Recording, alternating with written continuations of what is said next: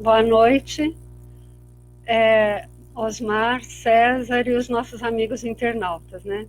Lembrando que essa é a nossa segunda noite de palestras promovidas pelo CEIC, onde nós estamos tratando sobre o assunto de finados, sobre o assunto morte. E para tratar desse assunto hoje, nessa noite, nós temos o nosso querido Osmar.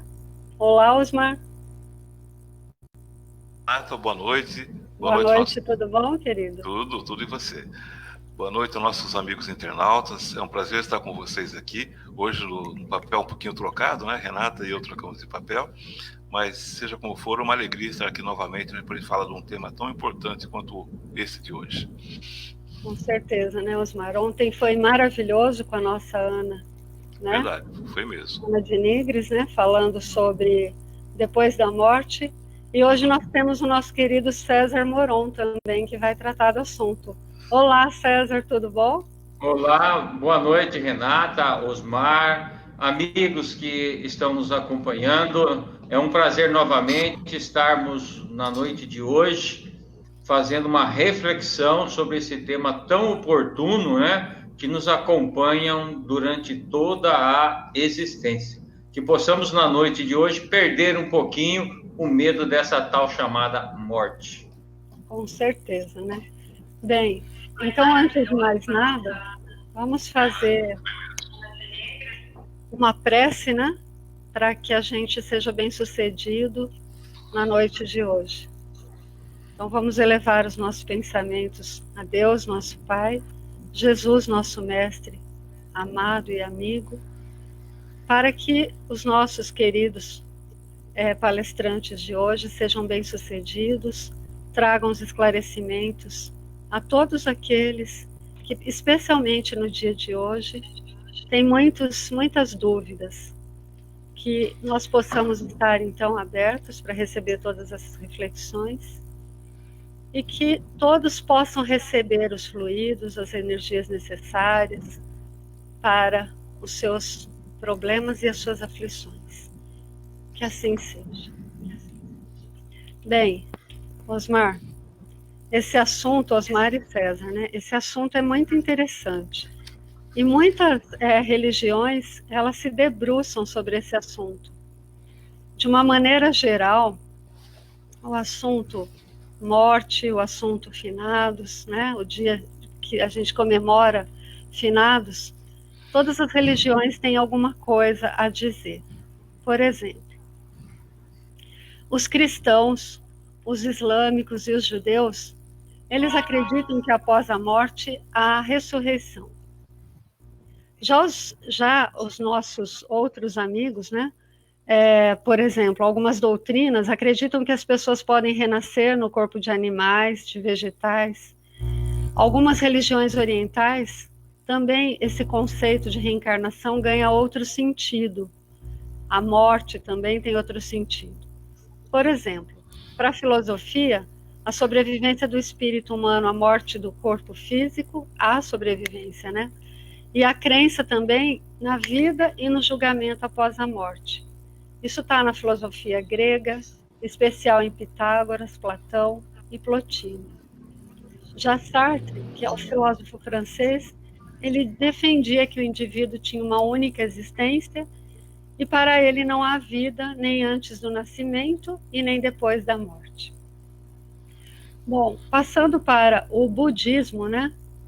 O budismo prega o renascimento ou a reencarnação após a morte.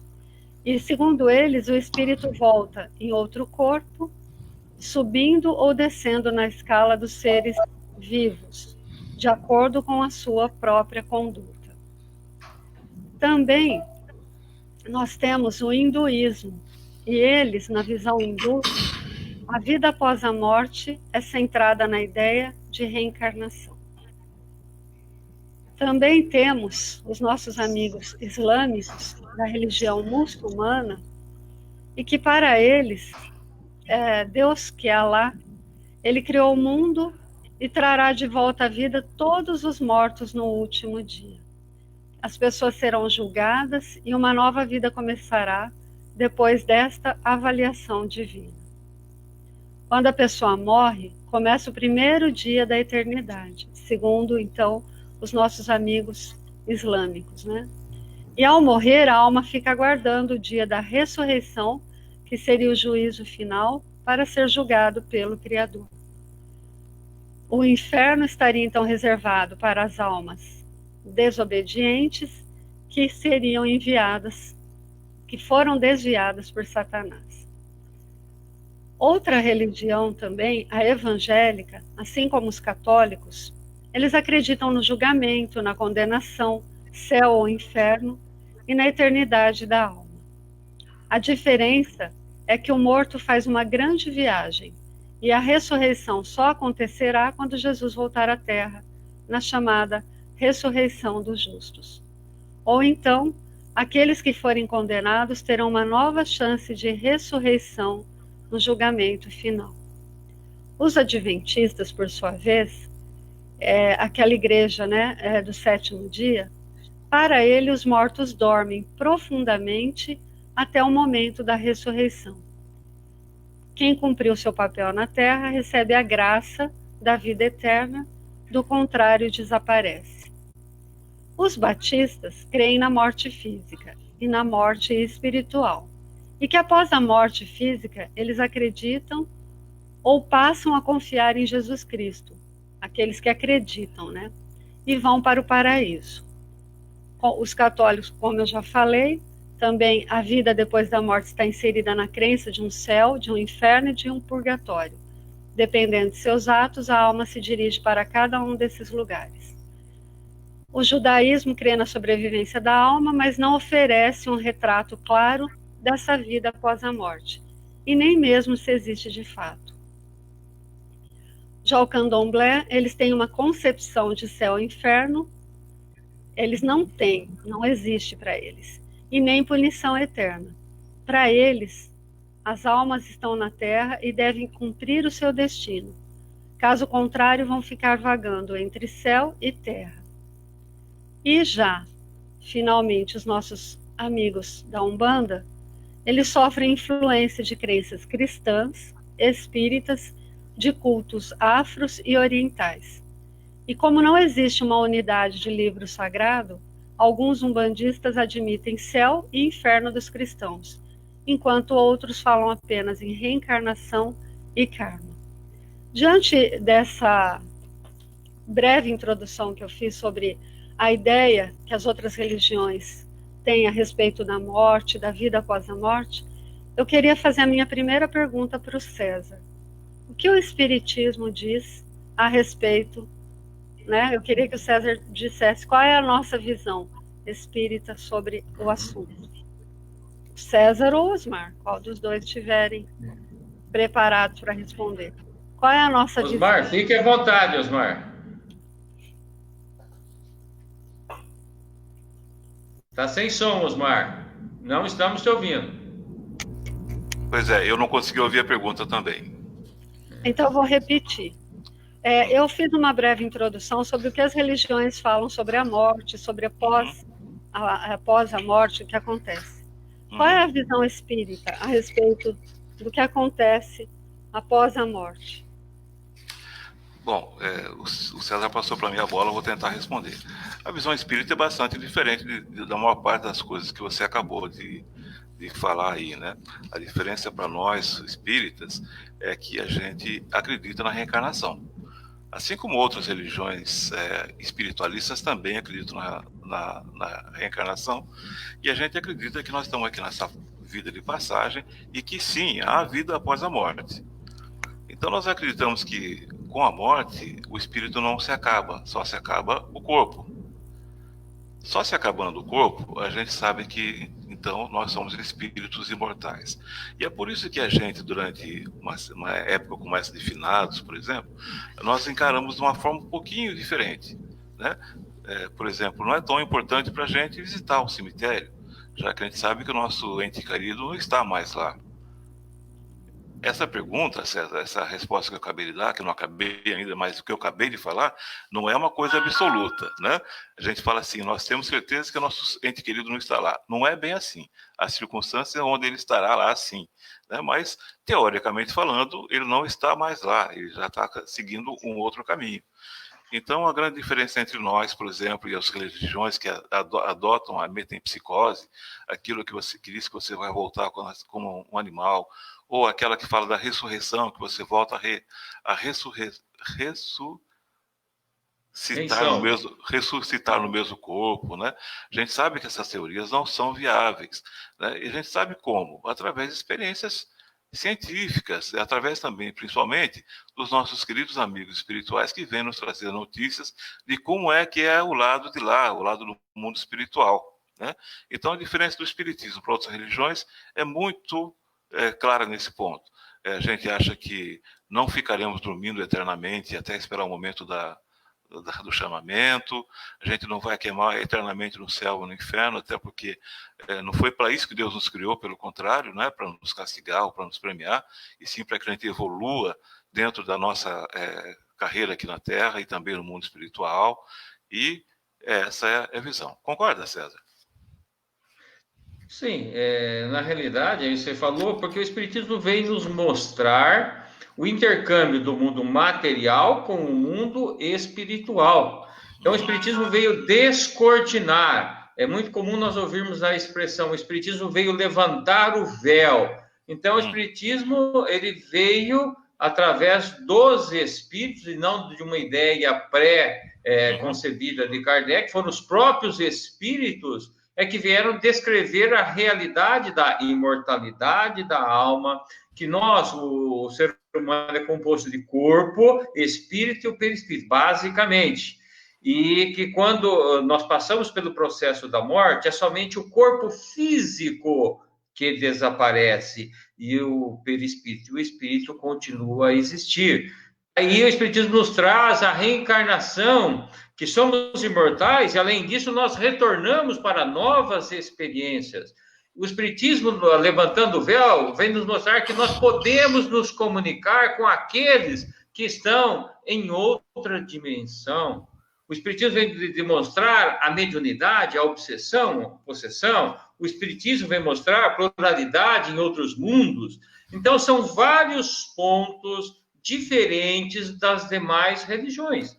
O Espiritismo respeita a todas, mas vem trazer essa nova luz para todos aqueles que estão inconformados, para aqueles que já não aceitam uma ideia de céu, de inferno, de castigo, de pecado, para aqueles que querem alguma coisa a mais. Então, são os próprios espíritos que trouxeram essa doutrina. Por isso, a nossa visão é diferente. Mas, repito, respeitamos todas as religiões, porque cada criatura tem a opção de estar naquele lugar que ela sente bem. Isto é o mais importante. Perfeito. E qual de vocês pode me responder por que o medo da morte é um dos maiores medos da humanidade?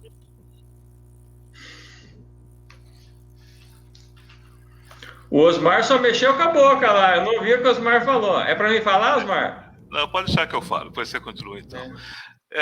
Renata, é uma coisa normal, né? Todo ter esse medo da morte aí. Mas a gente pergunta por que tem medo da morte. O Kardec tratava a morte, né, como uma paixão, no sentido de vício, no sentido de uma coisa assim mais ou menos irresistível. Não só ele, como muitos filósofos, como René Descartes, outros também, eles falavam que o medo é uma paixão no sentido filosófico, porque é uma percepção que a alma sente, independentemente da vontade dele, diante de certas situações de perigo. Isso quer dizer, então, o seguinte, que as paixões e o medo são uma espécie de sentimento em relação ao qual a gente, em princípio, a gente não tem controle. Então, muitas vezes o medo não tem controle, assim como o vício também, às vezes, não tem controle. Mas a gente sabe que tudo pode ser diferente. Mas esses mesmos filósofos e também os espíritos que nos dão as instruções, eles concordam que essas paixões têm uma utilidade providencial, porque elas são postas em nós para o nosso bem, para a nossa conservação. É necessário que a gente tenha algum medo, né? Porque se a gente não tiver medo de nada, a gente vai acabar abreviando nossa vida muito rapidamente, porque a gente não vai ter percepção do perigo que nós estamos correndo. Então, o medo, de uma forma equilibrada e bem compreendido, é um grande aliado nosso, né?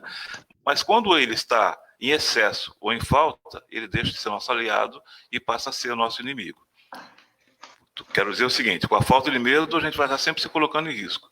E com o excesso de medo, a gente vai ficar paralisado, congelado, a gente não vai conseguir fazer nada, né? E aí, nesses casos, então, o medo passa a ser danoso. E quanto ao medo da morte, né? Esse medo da morte, no meu modo de ver, César e Renata, é um medo que tem mais em excesso do que em falta na maioria dos seres humanos, né? Tem muito mais gente com medo do que ao contrário disso aqui. Mas nós, espírita, a doutrina espírita nos dá algumas respostas, alguns conceitos para nos ajudar a equilibrar esse medo, nos ajudar a enfrentar esse medo, né? Ele explica para nós que, de uma forma geral, o medo e o da morte em particular, eles devem ao seu surgimento ao fato de serem realmente essas paixões, mas principalmente em relação ao desconhecido que eles representam, né? O nosso maior medo realmente é do desconhecido. Então, entre outras muitas razões, nós temos medo, por exemplo, da morte em relação a, por exemplo, a não saber o que vai acontecer depois dela. Nós temos medo da morte porque, geralmente, e você explicou isso muito bem na sua introdução, nós fomos criados tendo as expectativas mais sombrias possíveis em relação ao pós-morte, que a gente ia queimar no inferno, a gente seria condenado no mundo assim alçado, né? Que a gente ia ficar espiando nossos erros para o resto da eternidade. Então nós também temos medo da morte por isso, alguns de nós, né? Porque tem gente que não tem defeito nenhum, não vai ter medo, imagina, né? A gente também tem medo da morte, porque a gente fala assim, olha, aquele ser que eu gosto tanto, que eu amo tanto, meu pai, minha mãe, minha esposa, meu esposo, eu nunca mais verei. A gente imagina isso, então isso também dá o medo da morte, né? E também porque algumas outras pessoas têm medo que morrendo vão ficar privados dos gozos, dos prazeres que tinham quando estão encarnados, que só tem quando estão encarnados, né? É uma ideia que não é correta, né? É uma ideia errônea. E o Espiritismo esclarece para nós. O Espiritismo, então, o César já começou a falar disso aí, o Espiritismo está destruindo, então, não a morte, mas o medo relacionado à morte, aquele medo do desconhecido.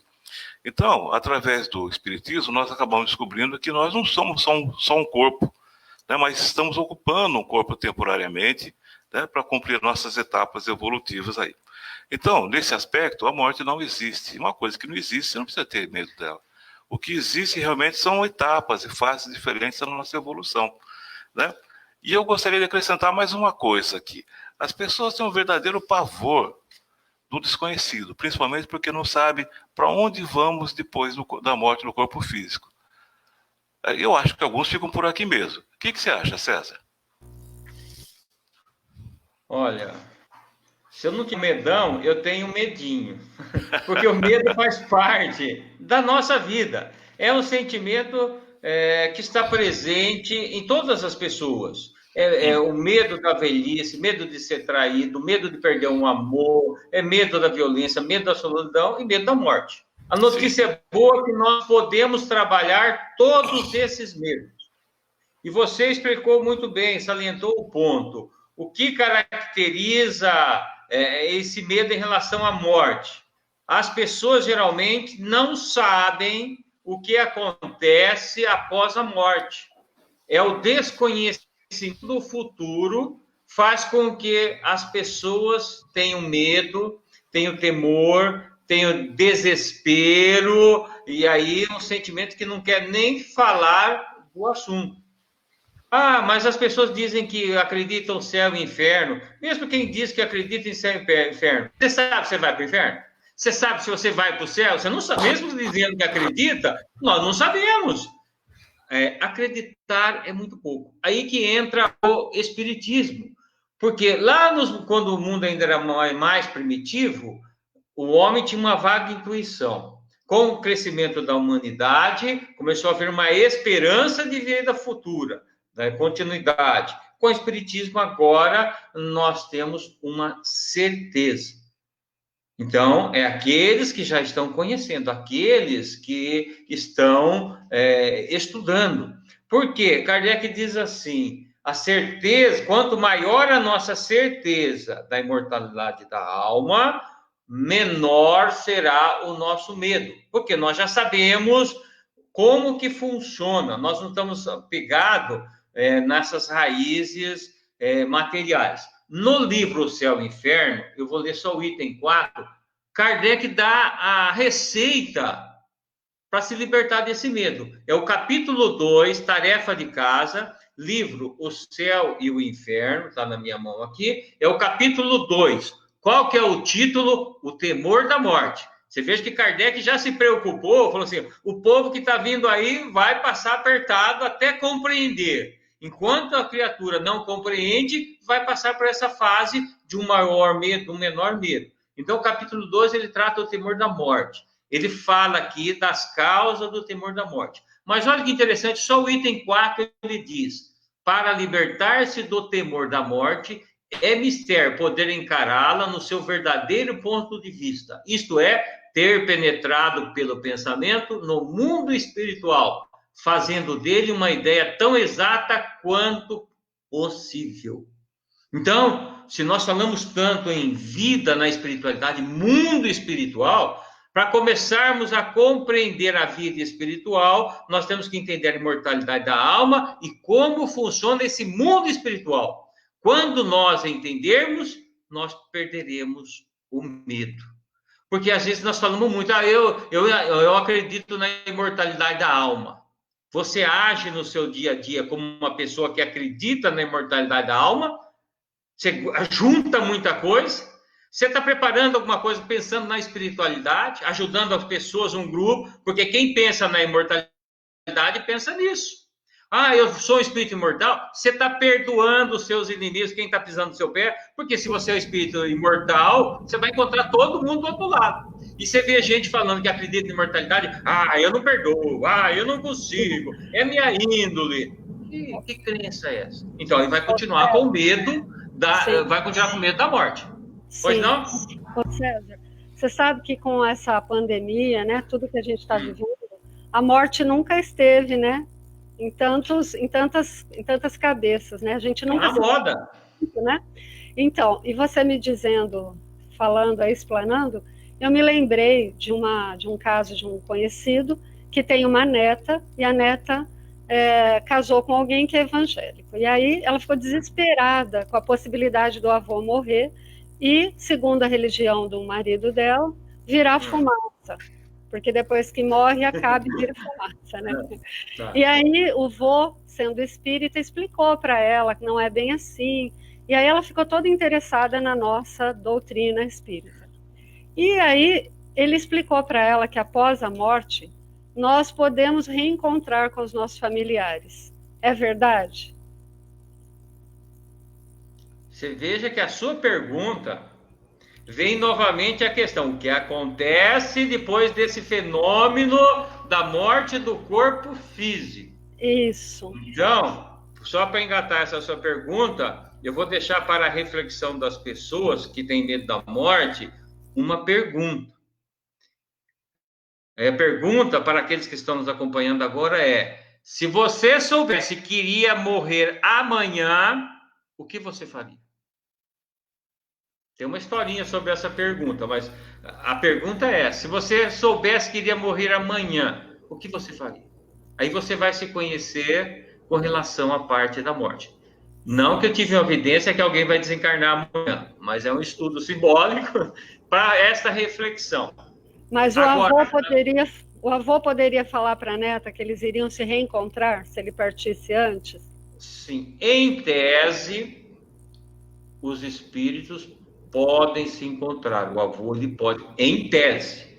Porque, no caso particular, o avô pode ser um espírito muito necessitado e estar numa zona de sofrimento. Então, não é que a lei divina não permite, é aquele avô não está em condições espirituais de vir conversar com a neta. Mas a regra é, pode.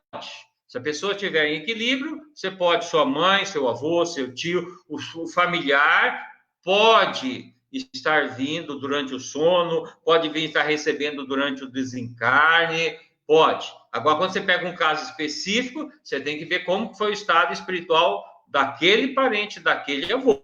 porque às vezes ele está tão perturbado que ele não consegue vir te ajudar. Ele é que está precisando de uma ajuda no estágio espiritual que ele está.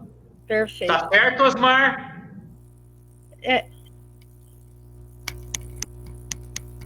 Oi? Alô? Tá me ouvindo? Osmar, isso. A resposta é essa mesmo. Só para complementar, sim, é possível que a gente reencontre nossos familiares, mas vamos tirar a expectativa de que a gente vai desencarnar e já vai encontrar de cara o meu avô, minha mãe, meu, sei lá, não é, porque nem sempre é imediatamente, porque o espírito precisa até de um tempo para se reorganizar, reconhecer seu estado, se desprender da matéria, e cada desencarnado é diferente do outro. Renata, César, vocês lembram do caso que foi citado no nosso lar, lá por André Luiz. Ele, ao desencarnar, ele foi para o umbral e ficou 8 anos no umbral. Só quando ele foi resgatado, levado para o nosso lar, né, depois disso ainda levou um tempo para receber a visita da mãe dele, porque a mãe dele estava num plano superior ao dele. Então, mesmo André Luiz levou anos até poder reencontrar o familiar. Mas a resposta é sim, eles vêm ao nosso encontro, né, encontro daquelas pessoas que eles estimam, né? É como nós, quando voltamos de uma viagem longa, né, estão a nos esperar lá no aeroporto, na estação, os familiares, os grandes amigos, amigos mais queridos, tal, né? Até para nos ajudar a nos reorganizar novamente. No caso dos desencarnados, a ajudá-lo a se despojar dos restos carnais, né, que a gente pode falar e tudo mais assim. Restos carnais é meio chocante, viu, Osmar? Para domingo à noite é ruim, para segunda-feira à noite é meio obrigado. Mas é assim mesmo. Pouquinho que for. Mas aí, Osmar, me chamou a atenção uma coisa. Nós não podemos também, alguém que pode estar nos ouvindo, falar assim, opa, eu vou comemorar, hoje é finados, morreu, vou morrer, vou começar a ver o lado contrário. Olha, nossa vida é espiritual, nós somos da espiritualidade, o nosso lar verdadeiro é lá, então eu vou comemorar quando alguém desencarna, eu vou torcer, eu quero desencarnar logo, porque eu quero reencontrar todo mundo, eu quero adentrar na vida espiritual. Então, se nós formos pegar nesse livro que eu falei, Céu e Inferno, no capítulo 5, Kardec nos dá um alerta muito forte. Ele conta o caso de um garoto de 21 anos que estava morrendo, estava ali agonizando, e ele vai se despede da mãe, e a mãe fala assim, meu filho, já já nos encontraremos. Ele morre e a mulher se suicida. Aí Kardec chama esse espírito, está no Céu e Inferno, capítulo 5, confiram lá. Ele chama esse espírito para comunicação, o rapaz fala, olha, eu não estou mais feliz porque minha mãe cometeu suicídio. Vamos orar por ela. Vocês estão juntos? Não. Aí ela evocou a mãe veio, eu quero meu filho, eu quero, não vou encontrar. Ela falou assim, não. Com esse ato, em vez de aproximar, você se afastou. Porque você tinha obrigações ainda na sua existência que você abandonou. Então, não vamos falar, meus parentes, eu quero ver toda a minha família. E essa vida aqui está dura. Então, eu vou pegar logo uma Covid e vou morrer aqui logo e vou encontrar todo mundo. Gente, não é assim. Quando você provoca, você não vai encontrar ninguém. Você vai encontrar seu semelhante. Você vai encontrar dor e sofrimento até você reequilibrar-se espiritualmente. Então, muito cuidado com os conceitos. Nós vamos encontrar, sim, todos aqueles, desde que tenhamos equilíbrio espiritual, tenhamos saído bem dessa existência. Tá bom? Bom, então, como você entrou nessa seara de data aí, existe data e hora marcada para a gente morrer? A gente, pelo visto, não podemos querer ir antes, né? Não podemos nos antecipar. Renata, cada um de nós, quando chega à Terra, tem uma estimativa de vida, né? Nós sabemos disso aí. Quando a gente chega aqui na Terra, a gente recebe uma carga de fluido vital, né? O fluido da vida. Quando acaba o fluido, a gente morre. É como a pilha. Quando acaba a pilha, o aparelho eletrônico, elétrico, sei lá o que, morre também. A gente chega num ponto na nossa vida que o remédio não faz mais efeito, né? Nada mais faz efeito, porque a nossa carga vital já acabou, e aí não tem muita alternativa a não ser trocar de roupa e voltar para a nossa escola espiritual lá, né? Mas essa quantidade de vida não é igual, a quantidade de fluido vital não é igual para todo mundo.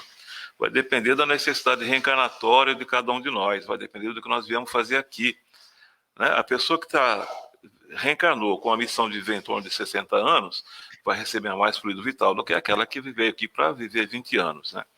O André Luiz explica um pouquinho sobre isso aí, e fala um pouco também sobre os completistas, que são aqueles que nasceram com expectativa de vida de 60, 90, 100 anos e realmente completou essa missão, né?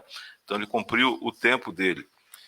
Mas tem muitos de nós que chegam aqui e não cumprem esse tempo completo, né? Não é o completista, porque a gente acaba entrando ou em vícios ou em hábitos ruins, tal, o que abrevia a nossa existência, né? Então, às vezes, a gente vem para a Terra aqui com uma missão de acertar, como o César acabou de falar, que eu cometi um suicídio numa outra vida, então, seja direto ou indireto, eu tenho que voltar aqui e ficar, às vezes, pouco tempo para cumprir aquele pedacinho que faltou, né? E assim por diante. Mas o suicídio direto ou indireto faz com que a gente acabe ficando aqui na volta, pouco tempo, só para cobrir aquele buraco que nós deixamos ali. Mas também tem outros indivíduos que vêm aqui para a Terra para cumprir uma missão prisional. Eles têm que ficar 60, 70, 90, 100 anos aqui, né? Porque ele tem que resgatar os hábitos dele. E é complicado a gente falar, puto, cara, que bênção viver 100 anos. Né? Nem sempre é, porque o cara vai ficando sozinho, né, César? Ele vai ficando, os amigos vão morrendo, ele não tem mais quem visitar, ele não consegue conversar com as pessoas porque já não consegue ouvir bem, às vezes não consegue nem falar bem também. Então, os jovens olham para ele como se fosse um dinossauro, né? E assim vai. Né? Mas essa semana eu estava fazendo uma conta, Osmar. Tem mais gente do lado de lá do que do lado de cá, do meio espírita. Eu pensei, nossa. Você vê? Então, a gente tem uma data certa para morrer?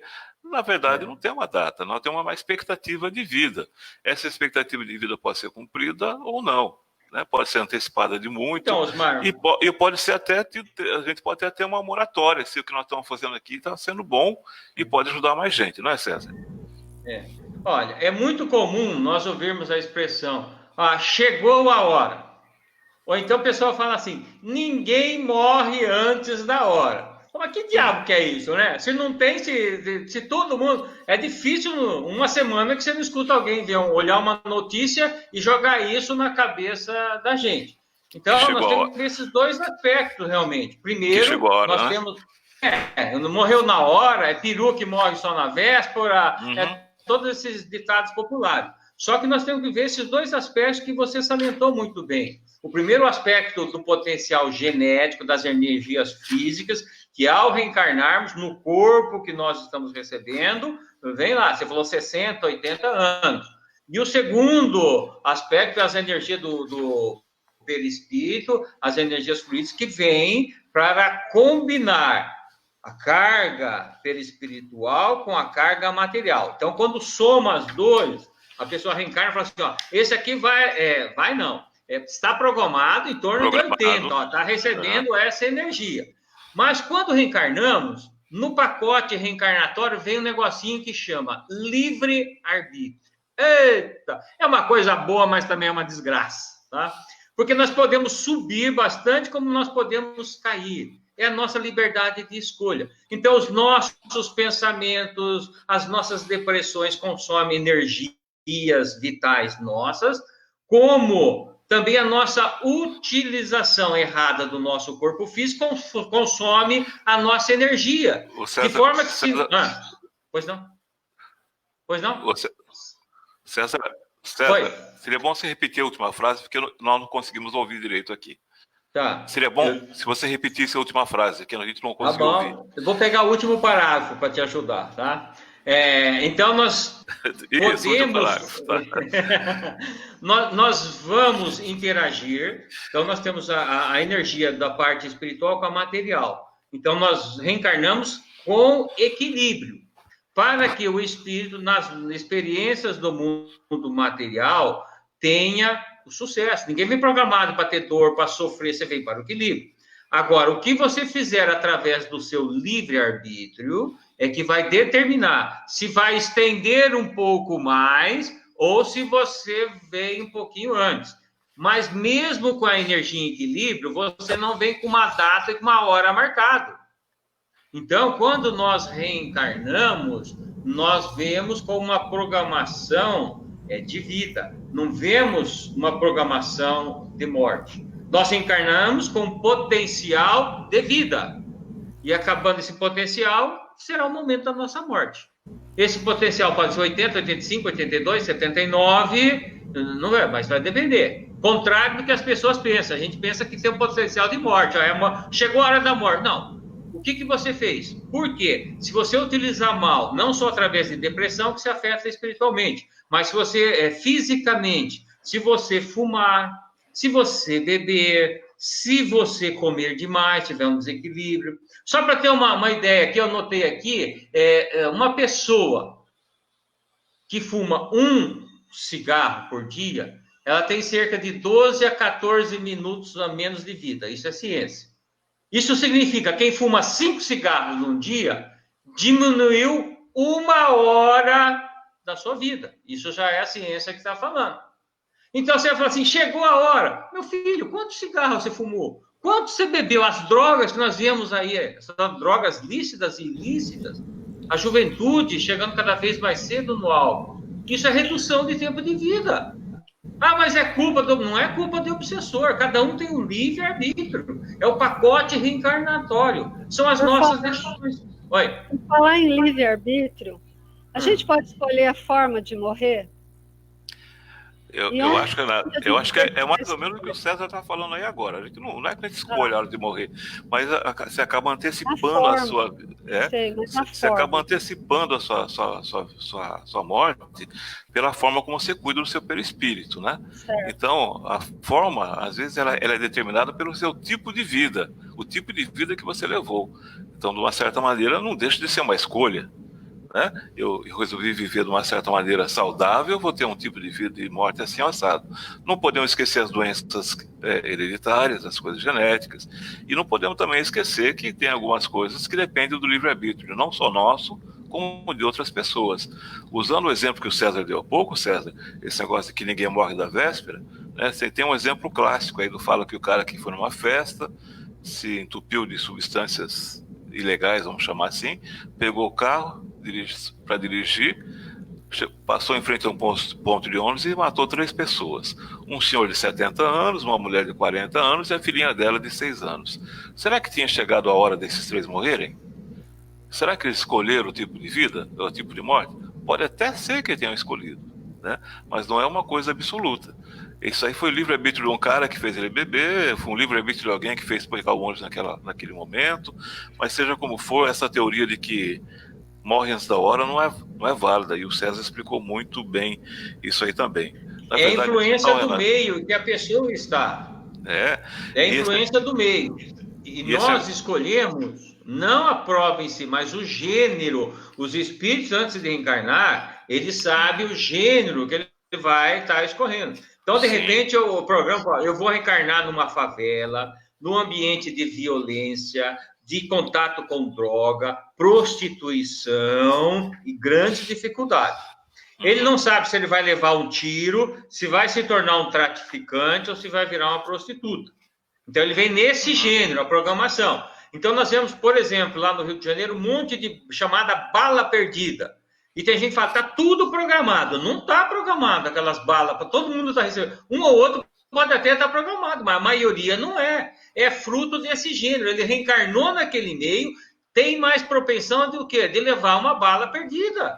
Eu reencarno e vou trabalhar como bombeiro. Minha propensão, meu gênero, pode ser que eu morra trabalhando como bombeiro. Pode ser, é o gênero de ocorrência que vai ter na minha vida. E posso aposentar como bombeiro Vivinho da Silva. Nós não sabemos o destino, mas não podemos pôr o determinismo. Porque se tivesse tudo marcadinho, ó, vou sair no trânsito, vai ter uma batida de carro, vou morrer às 6 horas da tarde. Você imagina segurar o trânsito inteiro, fazer isso aqui? Então o mundo era robô, era tudo automático. Não, corre por conta da vida. Oi? Meus queridos, me responda como ficam os suicidas? Porque, na verdade, eles anteciparam, né? Como ficam os suicidas? Pode começar, César. Olha... O suicídio... Osmar passa a bola mais difícil para você. Não, o suicídio é uma loucura. Infelizmente, o suicídio é uma loucura. Em que o espírito não vê soluções para os seus problemas, porque ele encara a morte, tal desespero que ele se encontra. E a maior surpresa do suicida é ver que ele não morre. Ele se mata e não morre. E mais que isso, ele tendo um corpo físico ainda bastante energia, ele vai ter que passar por alguns momentos até ter aquela decomposição, até ter aquele reequilíbrio de um certo sofrimento. Então, os suicidas, eles passam por uma dificuldade maior, fruto da vontade dele. Agora, o suicídio é proporcional ao grau de consciência do suicida. Quais os motivos que levaram ao desespero aquela criatura? E Deus, em sua misericórdia, estende ela a todos os seres. Mas são experiências que passamos todos de acordo com o livre-arbítrio. Por isso é que nós temos que mostrar que a vida continua. Porque se a pessoa não só sabe, tem certeza que ele é um espírito imortal, não adianta o suicídio. Suicídio não tem sentido. Se a criatura tem certeza, nós reencarnamos, voltaremos, e cada um morre, conserva as suas dificuldades e as suas facilidades. Quando reencarnar, reencarna de onde ele parou, com as suas dificuldades, para ver se ele consegue superar ou não. Então o suicida fala assim, não, o melhor é você viver as experiências da Terra com sabedoria, tentando aprendizado, tentando melhorar, caiu, se levanta, se o espiritismo não se encaixa bem, pegue uma outra filosofia, tem tantas filosofias boas, mas tem uma vida de paz, porque mesmo no nosso grau de evolução, nós podemos encontrar uma espécie de paz, né? Com toda essa movimentação, essa violência do nosso mundo. Mas nós temos que ser exemplo do mundo que nós queremos. E os suicidas merecem as nossas orações para que eles consigam retomar numa nova existência a jornada que ora eles interromperam. Entendi. E, Osmar, como você acha que os espíritas, né, o espiritismo encara a comemoração do Dia de Finados? Osmar. Acho que ele caiu. Começo a falar, você chama para ele, tá? Fala. Como você acha? O dia de comemoração dos mortos, chamado finados, para o espiritismo, é um dia como outro qualquer, né? Até a nossa live de hoje parece que chama culto aos mortos, né? Não, o espiritismo não tem culto aos mortos, porque não existem os mortos. Nós temos os mortos vivos ou os vivos que estão mortos, porque todos estão vivos. Na realidade, o espiritismo diz, tem os vivos encarnados e os vivos desencarnados, mas não tem nenhum morto. A vida é uma só. Nós só temos uma vida que é composta de várias reencarnações. Então, nós temos a nossa vida, a hora mergulhamos como César, voltamos, podemos voltar como Maria, como Joaquim, João, e vamos na nossa vida de espíritos imortais. Imortal que somos todos nós. Então, esse culto de ir ao cemitério faz parte ainda do nosso apego, do nosso desconhecimento da realidade espiritual. Nos passaram lá dos tempos antigos as tradições, né, que nós temos que respeitar, que nós temos que ir ao cemitério, mas nós perguntamos, nós não enterramos espíritos? O que é enterrado lá é o corpo, não enterramos nenhum espírito. O nosso ente amado nunca morou no cemitério, por que eu vou visitar eles no cemitério? Meu pai é falecido, nunca morreu. Minha mãe também nunca morou em cemitério, ninguém morou lá. Quando ficar doente, foram enterrados aquele corpo lá. Então, por que eu vou visitar o corpo, que foi a última coisa? O lugar que eles mesmos foram é no cemitério. Eu vou comemorar eles alegres, em casa, na festa, nos aniversários, nos momentos bons. É esse o nosso papel. Então, o Espiritismo demonstra que, tudo bem, respeitamos a crença de quem sente a necessidade de ir ao cemitério. Só que o Espiritismo diz, os espíritos estão aonde os seus amados estão. Se nós estamos em casa e pensamos nos nossos familiares que já foram, oramos por eles, eles estarão todos em nossa casa. Se nós formos no cemitério e chamarmos pela oração lá, eles também irão lá. Porque eles não vão ao cemitério, eles vão atrás dos seus amados. Então, nós podemos chamar dentro do centro espírita, dentro da igreja, no parque, no evento ecumênico que nós fizermos, aonde estiver o nosso pensamento de amor, lá estarão atraindo todos aqueles que nós amamos. Então, o dia de finados é um dia, vamos dizer, que o mundo marcou para se comemorar o dia dos mortos. O Espiritismo fala, não tem dia dos mortos porque nós estamos vivinhos. Nós devemos orar 365 dias por ano. Todo dia, dia do morto. Tanto é que tem reunião mediúnica na casa espírita a semana inteira. Segunda, terça, quarta, aqui, são dias que se conversa com mortos, né? O Espiritismo conversa, às vezes domingo de manhã não tem dia de morto. Porque é uma coisa só, é um intercâmbio. À medida que nós desmistificarmos, tirarmos esses preconceitos, nós conversaremos automaticamente com os espíritos. E a coisa mais gostosa, já pensou quando não tiver essa barreira que nós temos agora? É uma coisa, não tem essa tristeza. Você vai no cemitério, você vê aquele monte de vela, gente chorando, te joga para baixo aquele negócio, além de poder pegar Covid, te joga para baixo aquele negócio lá. Fala, como você vai trazer o seu familiar aqui nessa tristeza? Eu, por exemplo, não vou porque eu só sinto tristeza. E nós temos que falar, mantém meu equilíbrio. Pô, você olha lá, você vê o cara chorando, você vê túmulo de algumas pessoas sendo homenageados, gente pedindo milagre para não sei quem que sofreu, e você olha. Então você vê um desconhecimento, com o perdão da palavra, uma ignorância no bom sentido, as pessoas não sabem da realidade espiritual. Acham que aquilo lá vai agradar o espírito, quando na realidade agrada mais uma prece feita com o coração em casa do que uma visita simbólica, levar flor no cemitério sem nenhuma emoção, sem nenhum sentimento naquilo lá. Essa é a visão espírita do finados. Sim, exatamente. Posso completar, César? Posso completar essa pergunta aí? Tá. Então, no livro dos Espíritos ele fala disso aí, né? Ele fala que os espíritos acordem nesse dia ao chamamento dos que estão na Terra e lhes dirigem seus pensamentos, como o fazem em qualquer outro dia. Então, como você falou, nos 365 dias da semana, se a gente orar pelos mortos, eles vão nos atender, né? E essa aí nós aprendemos ontem, né, Renata, com a Ana Denigres, que essa data foi consagrada aos mortos lá no tempo dos antigos povos da Gália, né? Então, era uma tradição com a diferença muito importante. Os gálicos, eles, na verdade, eles consagraram o dia para honrar os espíritos e não os cadáveres, como nós fazemos hoje na antiguidade, ou na atualidade. A gente vai no cemitério e quem está lá são os cadáveres, a ossada dos nossos entes, né? E nós temos que realmente homenagear os espíritos. Essa é uma cultura que praticamente todos os povos têm, mas na antiguidade também estava muito ligado aos cultos da agricultura, da fertilidade, tá? E tinha inclusive povos que enterravam os mortos como se fossem sementes, porque com vistas a uma possível ressurreição. Então, para esses povos, ainda tem alguns hoje assim, alguns povos orientais, os mexicanos, tal, que eles comemoram com banquetes, com festas, né?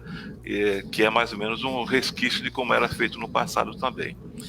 A igreja só no século X é que oficializou esse culto aos mortos, chamando de finados. Por que finados? Né? É do verbo finar, aquele que acabou, que se findou. Né? Então, a igreja fez essa data especificamente para aqueles espíritos que estariam no purgatório, olha só. Né? Então, a gente já não tem mais esse tipo de entendimento. E eu concordo com o César, quando ele fala que para nós, espíritos, é um dia como outro qualquer. Uma vez que a gente vai no cemitério, apenas, nós não digo assim, a maior parte das pessoas vai mais como para cumprir uma obrigação social. É mais uma representação exterior do que um fato íntimo, sincero, né? Então, elas pensam que por visitar o túmulo lá, elas estão apenas se desincumbindo dessa obrigação social. Para homenagear essas pessoas que se foram, o que nós precisamos fazer realmente é oração, né? São nossos bons sentimentos, pensar neles com saudade positiva. O que eles vão ficar sensibilizados, na verdade, é a nossa prece sincera, não é outra coisa mesmo, não. E Osmar, só uma coisinha, tem gente que fala assim, mas ninguém voltou, né, para contar, negócio. Eu falo assim, olha, o que tem de religiões, não só o espiritismo, que já trabalha com a comunicação com o mundo espiritual, então já dá para sentir, não só através do espiritismo, que lá não tem mais nada, não tem ninguém lá. Não tem nenhuma alma lá. Tem lá porque nós levamos nesse dia. Nós marcamos o encontro no cemitério com essas pessoas. Mas já está, sim, de espíritos falando, né? Para que as pessoas mudem. Isso aí, com o tempo, com as novas encarnações, eu acho que vai diminuir esse movimento no cemitério, né? Vai entrar mais crematório, vai ter uma espiritualização com relação ao tema morte e desencarne. E aí nós sentiremos menos dor, será menos dolorido para todos nós. E também, César, nós estamos chegando num momento que nós estamos ficando mais evoluídos. Nós estamos chegando um pouquinho mais para frente na nossa escalada evolutiva. Então, quando nós desencarnarmos, né, quando a gente se despojar não só do corpo, mas também dessas vaidades que a gente cultiva aqui na Terra, a gente vai acabar compreendendo também que é totalmente inútil construir um mausoléu, fazer uma cerimônia pomposa, tá certo? Porque isso aí serve para quem fica, não para quem vai. Então, isso também faz parte da evolução do espírito, dos espíritos encarnados e dos desencarnados, que com o tempo começarão a ver os finados com outros olhos. Nós não estamos falando aqui que a gente não deva pensar nos nossos queridos, que a gente não deva homenageá-los, né? Afinal de contas, só estamos aqui por causa deles. Mas nós estamos colocando outra forma, que um tipo de homenagem íntima, sincera, é diferente de fazer um ritual, que é uma visita, coisa que o vale. Meninos, eu acredito, eu tinha feito algumas perguntas aqui, mas eu acredito que vocês, com o decorrer das explicações, responderam.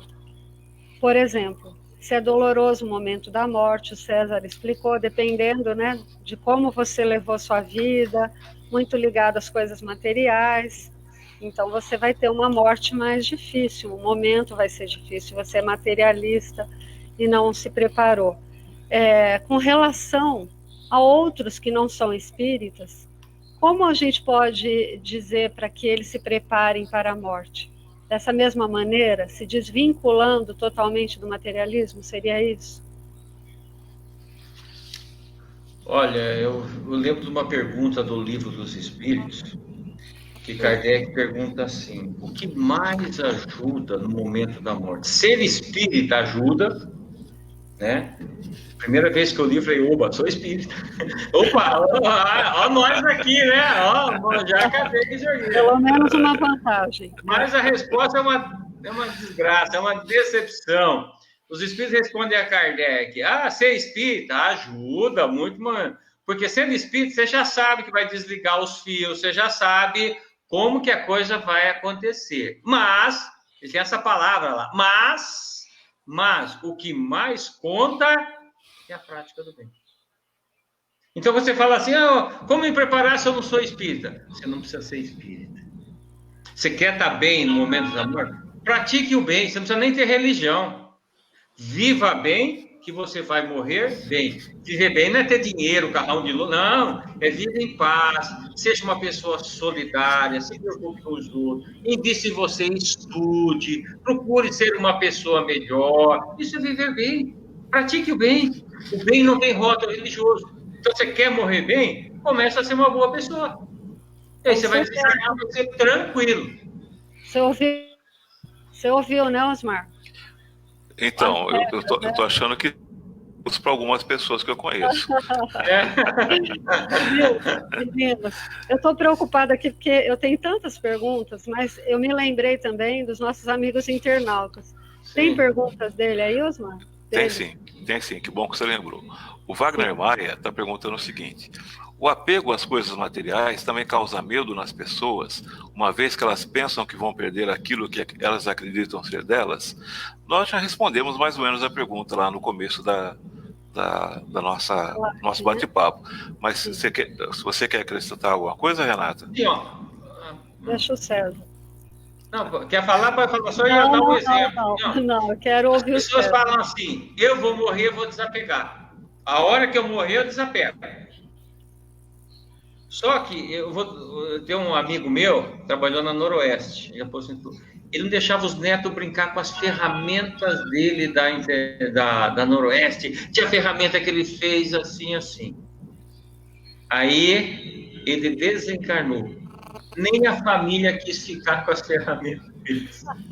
E eles que ficou grudado lá, porque ele dava muito valor. Então é um sentimento, não é racional. eu sou proprietário de uma empresa, você deixa, você não quer. Quem vai tocar minha empresa? Aí você desencarna só de você pensar, quem vai casar agora com a minha mulher? Minha mulher não é bonitona, ficou lá. Você vai desapegar da sua mulher, não é racional. Você fala, eu tenho que desapegar. E você não vai dar uma espiadinha, o que está acontecendo? Você não vai lá, você está preparado? Por isso que eu estou falando. Então, essa questão do desapego não é intelectual, é preparo emocional. Tem muita gente que não consegue. Como o André Luiz não conseguiu, voltou, teve o choque, a mulher dele casada com outra, a espiritualidade fez um artifício, deu aquele choque, aí ele tornou-se cidadão de nosso lar, que ele vinha aqui não trabalhar para a família, vinha trabalhar para as pessoas. Então, essa questão do desapego é assim, não é você saber, é você estar preparado emocionalmente. E para você estar preparado emocionalmente, começa a se desapegar antes, não da mulher, mas dos casos, vai se preparando e sabendo que você pode desencarnar e é todo o direito daquele que fica na casa casar novamente. Porque nós, numa próxima existência, podemos e geralmente não reencarnamos com a mesma pessoa como esposa ou como marido. Então, é uma realidade do espírito. Então, nós temos que treinar o amor com as pessoas e não o apego. Meu marido, minha mulher. Não, isso não existe. Esse é o verdadeiro sentido da encarnação, da nossa experiência. Então, com relação ao apego, é isso. É emocional, não é intelectual. Saber que tem que largar, nós sabemos. Mas largar, não largamos. E se eu pudesse acrescentar alguma coisa, eu diria que o preparo para a morte é o mesmo para espírita e não espíritas. É como o César falou, é viver bem. Praticando bem, praticando caridade, seguindo os preceitos morais e éticos de uma forma correta, quer dizer, viver com o coração em paz. Esse é o melhor preparo para a morte que a gente pode ter. Exatamente. Renata, teve mais uma pergunta aqui? Uhum. Teve mais uma pergunta que veio pelo WhatsApp. E eu acho que a pergunta é legal, porque a gente sempre é muito cobrado por isso, pelos amigos, pelos familiares, né? Porque eles pensam que nós espíritos somos frios quando a gente perde um ente querido, né? Então a pergunta é assim, como é que o espírita vivencia o processo de luto pelos familiares e amigos? Muito boa pergunta. Quer que eu comece? Você começa, César. Bom, então esse amigo que escreveu para nós aqui. Nós, espíritos, nós temos uma grande vantagem aí, né? Se é que eu posso dizer assim, mas com humildade, né? Porque a gente se sente sempre consolado pelos preceitos da doutrina espírita. O César acabou de explicar algumas coisas aí que a gente aprende, né? Como funcionam as coisas, sabemos que a morte não é o final, que a vida continua. Então isso, nesse momento que é tão difícil para todos, os espíritas tendem a elaborar um pouquinho mais o seu luto, juntamente com seus amigos e familiares que compartilham da mesma crença e tal. Então, o luto do espírita é um pouco diferente, eu imagino, porque ele não tem esse sentimento de perda tão grande quanto aqueles que não acreditam na vida após a morte, né? São aquelas pessoas que uivam lá no funeral, ficam desesperadas, e o espírito está calmo. O cara é frio. Não é frio. Ele entende o que está acontecendo e sabe que esse é um movimento natural da nossa evolução. A gente está aqui de passagem, né? A gente vai voltar um dia para nosso verdadeiro lar, vamos reencarnar novamente e assim por diante. Então, às vezes, a gente tem que ficar... Ontem até, né, Renata, teve uma pergunta de uma moça que falou assim, nossa, meu tio faleceu e eu me senti bem, fiquei feliz quando ele foi. E a gente percebeu que não era feliz porque ele morreu, mas ficou feliz porque ele cumpriu a missão dele, porque ele foi bem, coisa assim, né? Então, o espírita realmente pensa diferente. Isso não quer dizer que o espírita não sinta saudades, né? Pelo contrário, nós somos igualzinho a todo mundo, mas esse processo do luto a gente vai sentir saudade, mas pouco a pouco o nosso processo de vida normal vai ser retomado. Talvez o nosso processo do luto, o nosso tempo de luto, seja um pouco menor do que de pessoas que não conhecem o que nós conhecemos sobre reencarnação, sobre vida eterna, coisa que valha. Eu não sei se tem estudos a respeito, mas eu acho, César, que quem segue o espiritismo apresenta menos incidência de processos complicados. Na realidade, o chamado luto é um rito de passagem. Então, ele marca a nova etapa de vida da pessoa. E ele é necessário no sentido de se acostumar com a ideia, se preparar daquela casa sem aquela pessoa, olhar para aquelas roupas que a pessoa usava, para aquelas fotos, e você se posicionar mentalmente nessa nova condição. Então, o luto seria necessário nesse sentido, porque eu não precisaria o luto, vou usar preto, vou ficar 1 ano de roupa preta, eu não vou tirar as coisas do quarto, isso não existe, isso aí é negativo, é o luto negativo, né? Mas para muita gente é real ainda, né? Você pôr aquela roupa, Não, o Espiritismo fala que isso não é necessário. O que é necessário é a gente nos acostumar com a nova ideia. Quando meu pai desencarnou, eu era muito ligado a ele, eu fiquei quase 1 mês ainda, vou tomar um café com meu pai, vou falar isso com meu pai, meu pai desencarnou. É um processo de você acordar e já está sabendo a realidade. Então, eu encaro que isso é um luto, o espírita pode chorar, vai sentir saudades, só que não vai desesperar, né? Ele sabe que é tudo transitório, que é temporário. E quando muito o espírita vai, prepara um cantinho para mim aí, que já estou indo já, né? Nessa parte aí que é natural. Me espera aí, tá? E vai ganhando os bônus horas aí que eu quero ir para lá. Mas a figura do luto, então, não pode ser cultivo da dor, mas sim uma passagem da nova realidade. Às vezes a pessoa morre no acidente de um AVC, uma coisa repentina, e ninguém se preparou para essa situação. Então é necessário filhos, passar toda essa condição. Então eu não vejo nada com negativo, a não ser quando a pessoa usa o preto, a pessoa fica chorando, chora na fotografia, fica pondo aqueles negócios no jornal, mensagem no jornal de 1 mês, 5 meses, 1 ano que desencarnou. O espírito fala, não precisa disso. É mentalmente, não precisamos de aparências sociais. Então nós temos que administrar o luto. E chorar muito não quer dizer que se ama mais. Uma mãe que não chora lá no furo e outra que se descabela, você não vai dizer que a que se descabela ama mais. Você pode dizer que ela é desequilibrada, descontrolada emocionalmente. Porque o amor não é essa manifestação externa. O amor é um sentimento aqui dentro. E quando você ama, você liberta. Você quer complementar alguma coisa, Osmar? Eu posso fazer a minha próxima pergunta? Pode completar. Continuar. Posso continuar? Então, eu queria saber de vocês se os espíritos são sensíveis à saudade daqueles que amaram e que ficaram na Terra. Eu diria que certamente são, né? Eles também, o que nós sentimos aqui, isso que o César falou agora, né? Que a gente fica no desespero, fica curtindo o luto durante 5 anos, tal, chorando, tal. Isso certamente também afeta a situação dos espíritos desencarnados, né? Eles também sentem saudades como nós, né? Afinal de contas, eles são nós amanhã.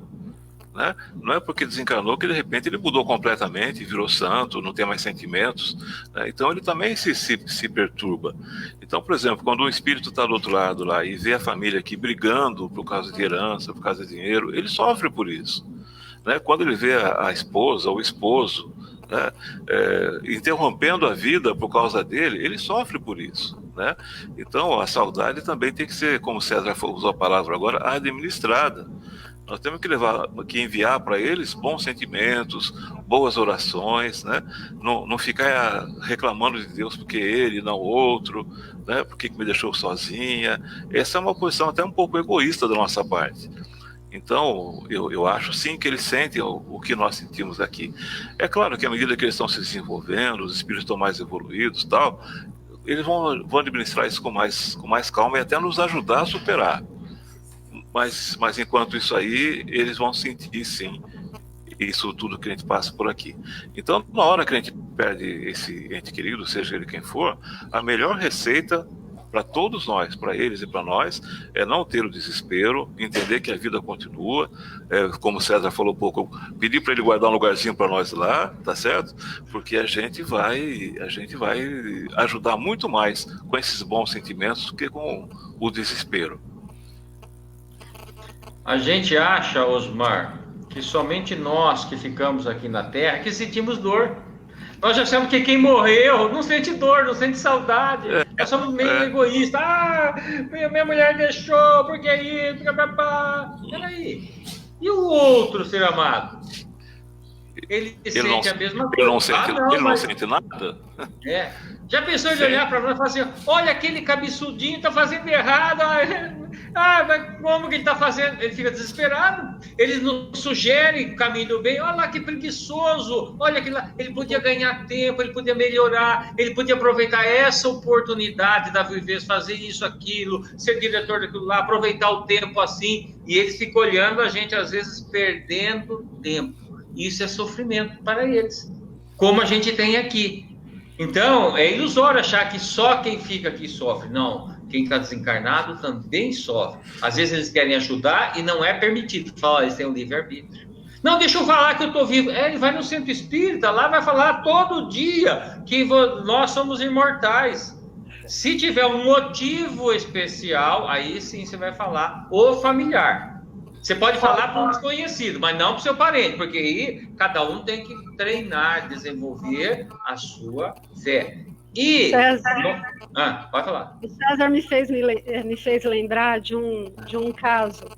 Eu conheço alguém que faleceu há pouco tempo, uns 6 meses atrás, e deixou 2 viúvas. 2? 2, Uma, ele já era divorciado, que o odeia. E a outra era a atual esposa, que o ama. Como está esse espírito sendo amado por uma, odiado pela outra? Como que a gente pode ajudar esse espírito que está lá e aqui as pessoas num conflito? Eu amo, eu odeio, foi bom, foi mal. O que a gente pode fazer por ele? O lado bom é que ele vai desencarnar, vai encontrar umas 3, 4 esposas de outras existências, tá? Então, primeira coisa como espírita que nós temos que tomar consciência. Quando você desencarna, você não é mais esposa. Meu marido... Não é. Ele é um espírito que foi seu marido na última encarnação. É diferente. É meu pai. Não, você está conversando com o espírito que foi o seu pai na última encarnação. Agora ele não é mais. É um espírito imortal que vai seguir a jornada. Se tiver afinidade com você, ele vai ter uma programação espiritual junto com você. Se essa pessoa que desencarnou foi uma pessoa boa, certamente as outras esposas estão vibrando para segurar a energia dessas 2 que estão aqui na Terra. Outros amigos estarão vibrando para essas pessoas, porque não é importante o laço material, o título, pai, filho, irmão, o importante é o amor familiar. É esse laço, a verdadeira família espiritual são os laços que nos unem. Essa família que hoje está aqui do CI, do Irmã Catarina, que está vendo o estudo da noite, tem pessoas que nós temos laços espirituais fortes e posso dizer até mais forte do que com algum familiar nosso. Então vai prevalecer, não o título da terra, vai prevalecer essa vontade de estar junto, de aprender junto, de estudar junto. É isso que vai estar valendo. Então é natural, vai lá, vai encontrar 2. Primeiro ele não vai tratar da ex-esposa. Não, ele foi, é o espírito, ele já se libertou. Se houver amor, eles podem até programar uma outra existência, estarem juntos. Isso vai ser insignificante para eles lá, quando programar outra existência. Não vai ser determinante. O amor que está unindo eles, sim. E como que nós podemos ajudar lá essas pessoas? Nós podemos orar para todos aqueles que já desencarnaram. Em vez de ficarmos olhando para a fotografia, quando a gente olha para uma fotografia de alguém que morreu por um acidente, a gente joga energia para o espírito. E quando existe um laço familiar, eles dizem que vai até direto no coração. Eles se perturbam lá quando o encarnado se desequilibra, quando aquela mãe se descabela, a esposa que morreu no acidente, o carro aconteceu isso, aquilo, porque a gente olha para a foto induz a nossa vibração, e isso é negativo. Então, nós não ajudamos, nós temos que fazer o processo inverso. Confiar em Deus, já aconteceu, não fique com complexo de culpa, não se perdoe se for o caso, e siga na frente. Faça aquela prece, né?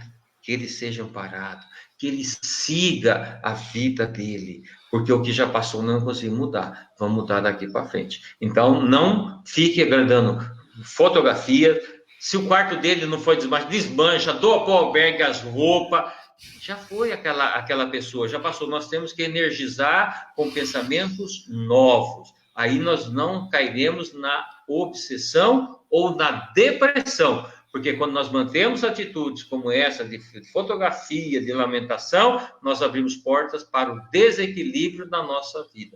Aí nós não sabemos encarar a morte. Aí fica aquela, nós não somos espíritos imortais, por que eu estou passando por essa experiência? Eu lembro, eu brincava muito com a minha mãe, eu falava, mãe, isso aqui, eu vou morrer, a senhora vai me enterrar? Eu falei, não, eu não vou te enterrar, não. A senhora quer ir primeiro? Não, não quero. Então tem muita gente, né, que fala, eu não quero ver você morrer. Você quer morrer primeiro? Então, não, eu não quero. Quer dizer, alguém tem que morrer primeiro, né? Nós temos que encarar a morte com naturalidade. Seja lá quem for o primeiro, vai ser o primeiro. E tenhamos essa sabedoria de falar, ajunta um lugarzinho para mim, que se nós estamos dando bem, se eu estou vivendo bem aqui, eu vou viver bem também na espiritualidade, aonde for o lugar que nós estivermos. Viva bem, você vai morrer bem. Vai fazer fila de gente para querer estar com você. Porque você é uma pessoa boa, você é uma pessoa agradável. É isso que nós temos que cultivar no nosso dia a dia. E aí, eu diria o seguinte... você sabe que nós temos obsessores desencarnados, mas também temos os obsessores encarnados. No caso dessa senhora que tem ódio do marido, ela está presa, ela está acorrentada, ela está escravizada a esse ódio com o marido dela. Então agora é hora da gente não só rezar para o ex-marido, né, para o falecido, como rezar muito para essa senhora também, né? Porque agora é ela que está precisando mais de ajuda. Né? Às vezes essa escravidão, Renata, não é só porque a pessoa odeia, às vezes porque ama demais também, né? Se apega tanto que também atrapalha o coitado que já foi. Então, que oração. Mistura amor com apego, né, Osmar? As duas coisas, amor e apego. Chama de amor, mas ele está apegado mesmo. Então, é oração para as duas e para ele também. Mas principalmente para essa que tem o ódio, porque ela está realmente escravizada. Outra coisa que eu queria acrescentar aqui, nós falamos rapidamente sobre isso no começo da nossa conversa, é se a gente encontra os seres amados quando a gente desencarna, né? No caso dessas 3 pessoas que formam esse triângulo, não sei se virtuoso ou vicioso, né? Não necessariamente elas vão se encontrar lá. Porque se as pessoas... já não gosta dele, uma não pode ver ele, essa já não vai ficar junto. Então, mas você vê o seguinte, César, porque às vezes... Mas pode ser amor, né, César? Esse ódio pode ser amor, né? Amor e ódio se transforma às vezes naquele sentimento. O ódio é o sinal negativo, né, do amor. Não sei se é. Porque ela foi traída por ele, aí ele tá com a segunda, mas poderia ser um amor. Você tá vendo como pode ser uma obsessão mesmo, né? E aí, quando chega lá no outro lado, nós estamos em níveis evolutivos diferentes. Sim. Então pode ser até que esse cara, se ele for um cara muito bom, não sei se ele está num nível tal que não vai se encontrar com elas, ou o contrário. Outra coisa também pode ser o seguinte, pode ser que eles nem se encontrem, não porque tem níveis evolutivos diferentes, porque não será permitido. Sim. Né? Então, nós só encontramos quem são aquelas pessoas que são permitidas a gente encontrar. Então, como a gente pode ajudar? Você perguntou no começo. Orando por eles, é claro. E tentando orientar essa moça que tá do nosso lado é mais fácil, né? Essa que está com ódio, apesar que dificilmente a gente vai conseguir fazer isso, mas seria esse o caminho, para que ela se desapegasse, não vou nem falar dele, que ela se desapegasse do ódio que ela tem a ele. Sim, então, Osmar, eu acredito, aí eu gostaria que vocês dois me respondessem. Cada caso é um caso, lógico, né? Cada um, quando morre, é um caso único. Sim. Acho que ela teve um problema de conexão lá.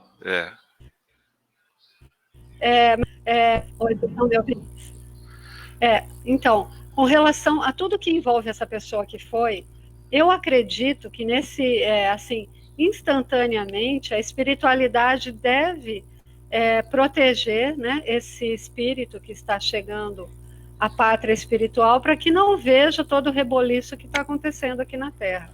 Geralmente é isso que acontece? Geralmente é isso que acontece, mas acontece para quem tem esse merecimento. É como você falou, nós sabemos o caso com detalhes, cada caso é um caso, né? Mas a espiritualidade, na sua bondade, muitas vezes ela nos protege de ver cenas que poderiam nos atrasar.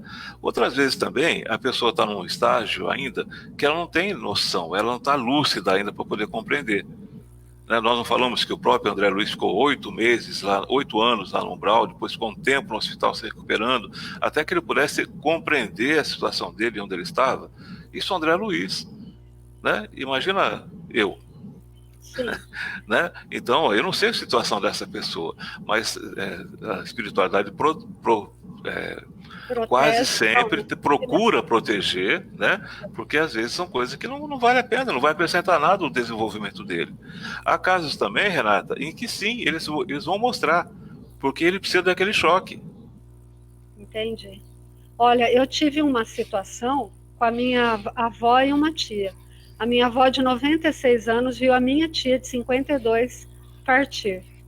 E nós tivemos um problema sério com a minha avó, porque nós tínhamos certeza de que a minha tia estava ali, preocupada com a minha avó e com os bens dela, né, sendo usurpado pelas pessoas que já estavam dividindo. E nós tivemos que pedir mesmo a intervenção, a ajuda. Nós fomos até o SEAC, contamos a situação, e aí eles realmente disseram que tinham que afastar a minha tia, que estava lá preocupada com a minha avó e com as coisas dela. E após todo esse atendimento, as orações, as preces que foram feitas, a minha avó acalmou e conseguiu. Então tudo se modificou. Então eu acredito realmente que ela não tinha se desligado totalmente. É isso, César? Porque a pessoa muitas vezes não se prepara para o desencarne.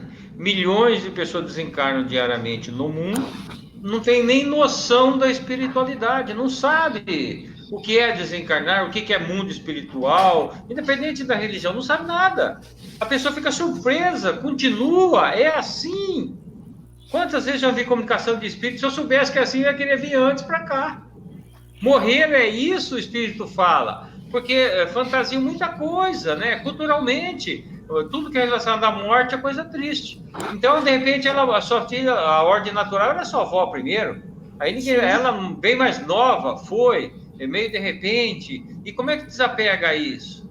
Como acha que a sua avó está sendo enganada? Aí a pessoa, mesmo querendo ser ajudada, não é, porque ela agarra nessa situação material. E a espiritualidade não consegue ajudar quem não quer ser ajudado. Não tem como. Como é que eu vou afastar se eu quero? Se a pessoa desencarnou, quer ficar na casa dela aqui material, fica. Os espíritos vai. Eu quero ficar aqui na cidade, vai ficar na cidade. Eu quero ficar no cemitério, vai ficar. O espírito, o mentor, o que vai lá, vamos para lá. Não quero. Eu não morri, eu não quero morrer, eu quero ficar aqui, eu quero ver minha família. Eles não sabem viver sem mim, eles precisam da minha ajuda. Quem que vai fazer isso? Porque ainda somos o centro das coisas. Então vai precisar passar por um pouco de experiência, e esses espíritos estão atrapalhando, estão trazendo vibrações de desequilíbrio para o antigo lar e não percebem. Eles atuam como obsessores e não sabem que são obsessores. Isso que é mais triste. E ele tendo afinidade com as pessoas, porque até o dia de ontem estava encarnado, ele vê um filho, o filho passa mal, sente agonia, é a presença do pai, a mulher sente agonia, aumenta a depressão, é a presença dele. É só ele olhar, ele começa a vibrar pela produção. Faz isso, não faz aquilo. Ninguém está conversando comigo. Pronto, ele está jogando toda essa energia. Então, nós temos que evoluir mais espiritualmente. Durante a nossa existência, fazer a nossa poupança espiritual. O que é a poupança espiritual? Vá na igreja, se é católico, vai na igreja, começa a fazer a missa, começa a estudar. Você é espírita, vem, faça o ESD, faça o CID, participe do Renda Mediúnica, não tudo de uma vez, durante a sua vida. Nessa pandemia, quantos livros espíritas você leu? Tem espírita que não leu nenhum livro espírita nessa pandemia, vai comprar, porque o espírita que diz que estuda. Nós estamos desde abril em casa, ou parcialmente em casa. O camarada não leu nenhum livro. Como é que ele quer ser socorrido? Quem que vai socorrer ele lá? O que eu faço? Vai desencarnar, o que eu faço? Vê na página 51. Ele nem abriu o livro, não estudou nada. Você vê, o céu e o inferno. O capítulo primeiro, ele fala do porvir. Olha, todo mundo tem medo da morte. Kardec bolou, o céu e o inferno. O primeiro capítulo é o porvir. E depois ele fala, por que tem medo da morte? Olha, Kardec trabalhou. Agora as pessoas precisam estudar. Eu não sei o que vem depois da morte. Vamos ler Espíritas, o livro O Céu e o Inferno. Primeiro capítulo, pá. Segundo capítulo é o medo, pá. Aí você fica 6 meses remoendo tudo isso. Estuda de novo, remoe, estuda. E aí você analisa. O que é mais coerente? Mas nós não fazemos isso. Nós queremos ouvir uma palestra e sair com fé que somos espíritos mortais. Aí nós acreditamos. Vamos ter fé quando a gente tiver firmeza e começar a perder o medo. Exatamente. Dá tempo de mais uma pergunta ou não, Renata? Dá, né? Nós temos até que hora? Já estamos em 8h20. Até 8 horas. Já passamos 20 minutos. Olha, mas tem uma pergunta aqui que nós praticamente já respondemos, mas só para não deixar passar em branco, a Josimeire Ferreira fala o seguinte: quanto ao doar os pertences, quanto tempo se deve esperar após a morte? Eu diria para a Josimeire o seguinte: se as pessoas são espiritualmente maduras, tanto as que ficaram quanto as que foram, não tem motivo para esperar durante muito tempo para doar esses móveis, esses bens materiais, né?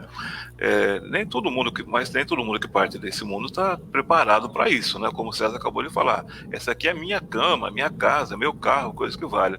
Muitos de nós saem desse mundo material ainda apegados às coisas materiais que nós deixamos aqui.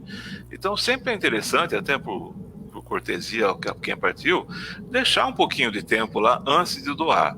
Mas também não vamos criar um culto aos objetos do morto. Não vamos deixar aquele quarto intocado para o resto da vida. Muitas pessoas mostram, né, como uma espécie assim com orgulho, né, mas como uma espécie assim até de um ritual. Olha, não mexi em nada desde que a pessoa morreu. Não é legal, né? Então aguarda um pouquinho, tal, mas não precisa aguardar muito tempo se a pessoa estiver preparada para isso aí. Se o César não quiser acrescentar nada, a gente podia encerrar, né? Não, eu só sou mais radical que o Osmar. Meu amigo, é 1 semana de prazo. Passou 1 semana que faleceu o nosso amado. Faça uma prece sentida. Vai lá no quarto dele, nos objetos dele. Faça uma prece de agradecimento por tudo que vocês viveram ali, pelas coisas dele. E na sua prece, fala: eu estou encaminhando para ser útil para alguém.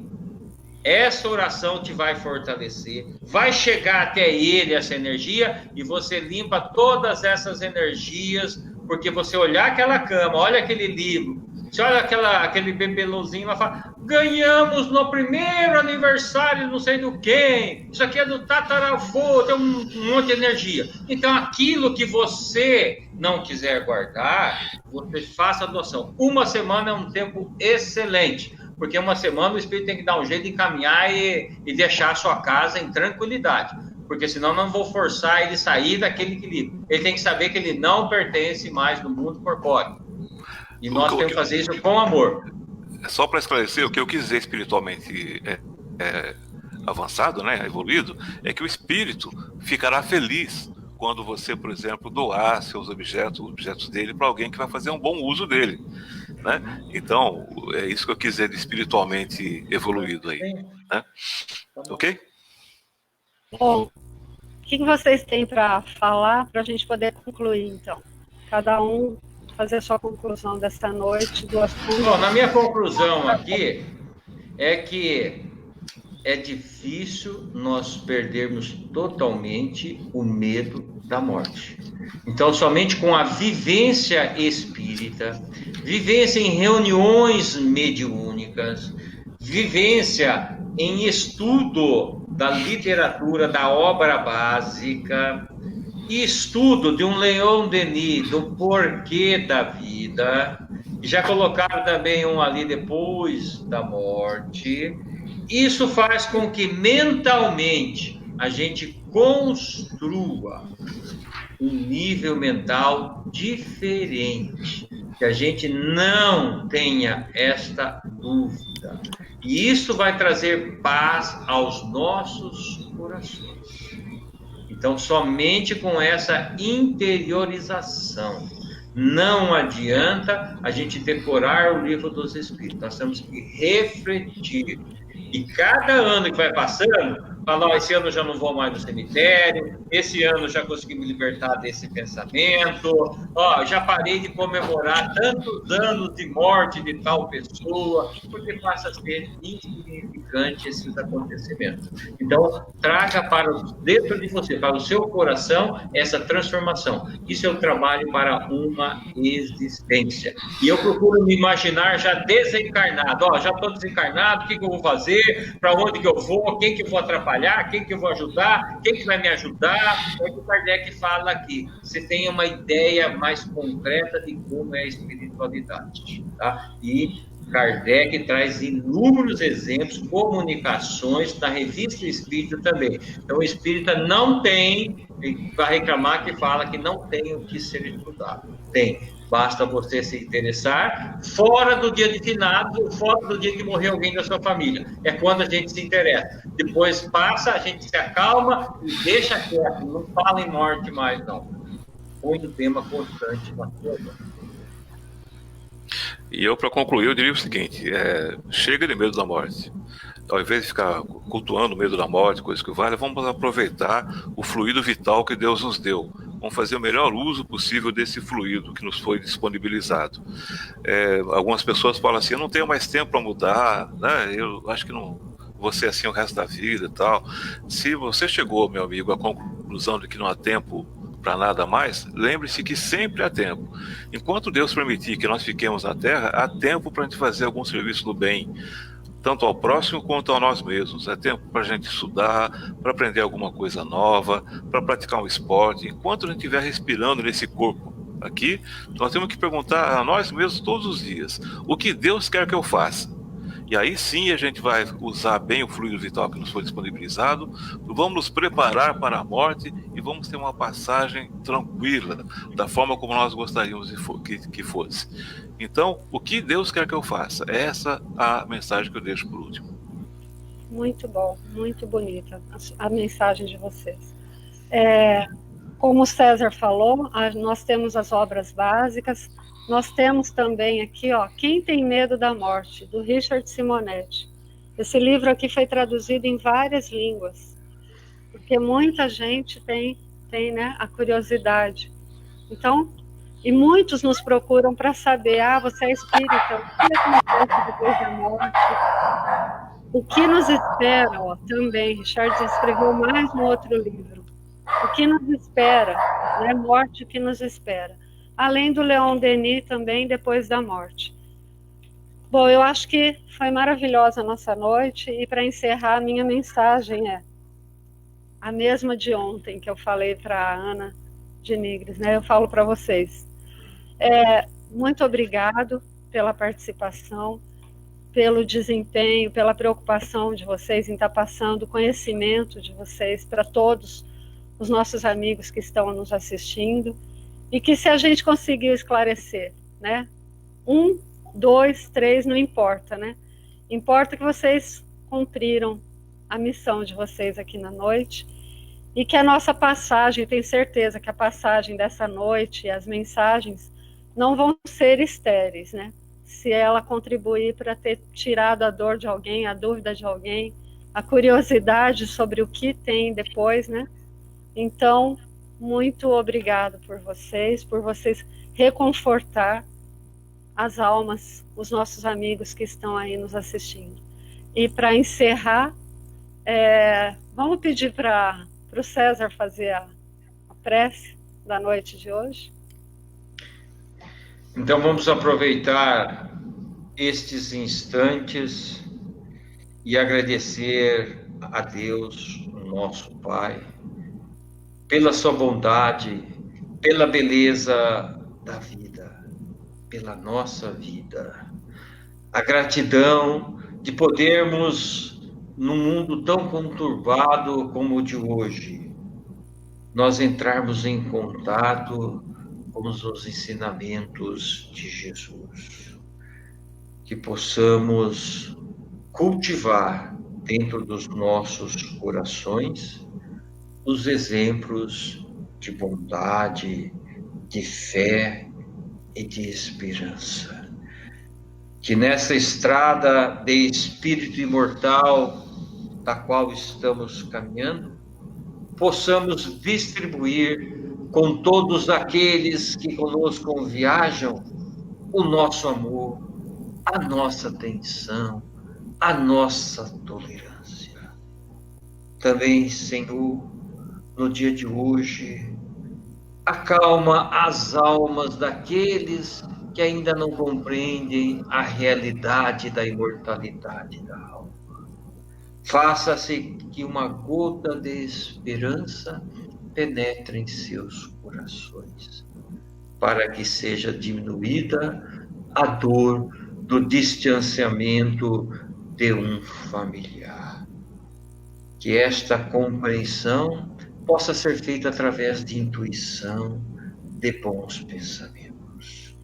Senhor, também fortalece o nosso grupo da Irmã Catarina, para que possamos, quando a realidade assim o permitir, nos voltar a reunir fisicamente, trocando as energias, trocando os nossos olhares de carinho, para que possamos nos apoiar uns aos outros nessa jornada rumo à espiritualidade maior.